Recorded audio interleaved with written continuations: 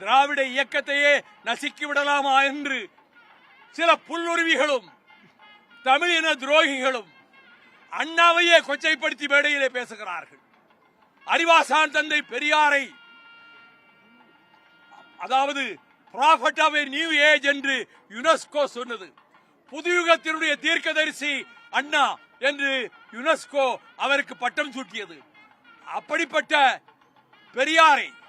பெரியாருக்குத்தான் அந்த பட்டத்தை சூட்டியது. Prophet of a new age என்று. அவர் தீண்டாமையை ஒழிக்க, மூட நம்பிக்கைகளை ஒழிக்க இங்கு போராடியது மட்டுமல்ல, வைக்கத்திலே கேரளாவிலே போய் போராடினார். இப்பொழுது நம்முடைய தளபதி முதலமைச்சர் அங்கே இருக்கக்கூடிய பினராயி விஜயனும் அந்த திறப்பு விழாவை நடத்தினார்கள். இந்த சந்தர்ப்பத்தில் தந்தை பெரியாரை இழிவுபடுத்தி பேசுகின்றவர்களை நான் இந்த புனிதமான இடத்திலே பேர் சொல்லி குறிப்பிட விரும்பவில்லை. ஆனால் பெரியார் இல்லையேல் நாம் ஏது? பெரியார் இல்லையேல் இன்றைக்கு இருக்கக்கூடிய அதிகாரிகள், இன்றைக்கு இருக்கக்கூடிய பல துறைகளிலே விழுந்து கொண்டிருக்கக்கூடிய அனைவரும் பெரியாருக்கு கடமைப்பட்டவர்கள். கடைசி வேளையில், கடைசி கூட்டத்தில் அவர் தியாகராய நகரிலே சொன்னார், டெல்லிக்காரனுக்கு இங்கென்ன வேலை? உன் மொழி வேறு, எங்கள் மொழி வேறு. உன் சாப்பாடு வேறு, எங்கள் சாப்பாடு வேறு. உன் கலாச்சாரம் வேறு, எங்கள் கலாச்சாரம் வேறு. ரகளை வேண்டாம், மரியாதையாக வடக்கே ஓடி போய்விடு என்று பேசியதுதான் அவருடைய கடைசி பேச்சு.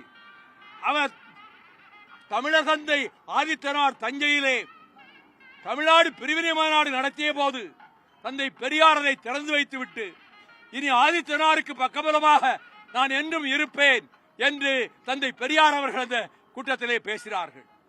6000 திராவிடர் கழக தோழர்கள் கைது செய்யப்பட்டு 1.5 ஆண்டு காலம் சிறையிலே இருந்தார்கள்.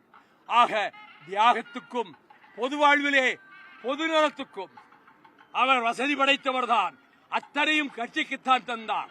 அவர் வசூலித்த பணம் மட்டுமல்ல, அவர் பூர்வீக சொத்துக்களை அவர் திராவிடர் கழகத்துக்குத்தான் தந்தார்.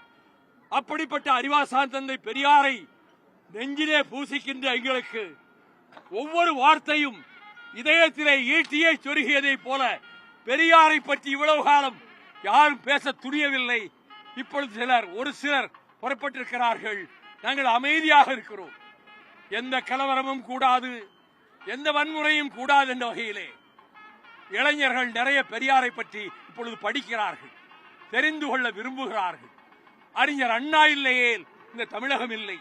அறிஞர் அண்ணா நிலைத்து வாழ்வார், பெரியார் நிலைத்து வாழ்வார்.